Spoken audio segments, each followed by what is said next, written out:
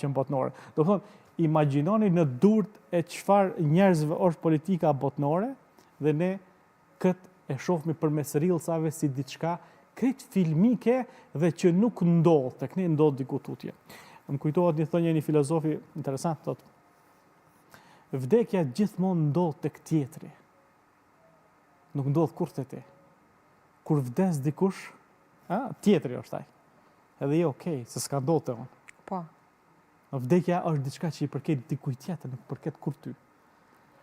Ditën kur të përkasë ty, ti nuk je në gjendje ta definosh më atë. Edhe s'ke kujt i thush, ma merr vdeka, se gjendë dhe shkon. Po. Po, me që vdekja, tragjedia, lufta, vrasja është tek tjetri, ne mirë jemi, domethënë. Po, kjo kampi, i kampi emocionet tona, edhe na ka fut me një situatë ku ne geopolitizojmë emocionet tona. Imagjinoni na kena jetojmë me një situatë ku çdo ditë empatizojmë me viktimat e Ukrainës, por nuk empatizojmë këndej me viktimat le të themi të Kongos, të Senegalit, të ku bëhet luftë në Afrikë, domethënë. Në Afrikë viteve të fundit kena pas, domethënë, diku për 8-10 milion njerëz kanë shku. Domethënë kemi shifra enorme sa njerëz që të vranë botë. Nëse në media këto na vinë çdo ditë dhe i shohim tani më ne nuk kemi percepcion për luftën, as për tragjedinë njerëzore, po as për empatizimin me tjetrin që po kalon në tragjedi. Nesër, diçka po t'i ndodhe fqiu tënd. Po. Do duket normale. E keni pa një video, domethënë, edhe është bën një debat për të. Në klasë, kur kapen dy veta me u përlasat, me u rraf, kur kush nuk ndërhyn nga klasa.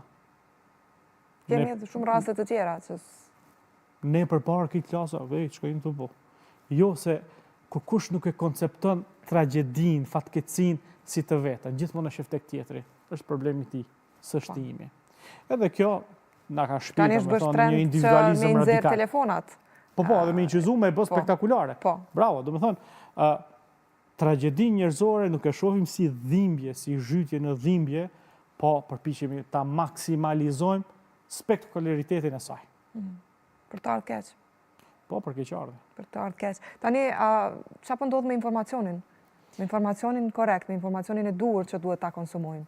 Apo shkëputemi dal ngadalë nga informacioni i mirëfillt dhe po mendojmë që po informohemi pikërisht përmes rilsave dhe përmes konsumimit të mediave sociale?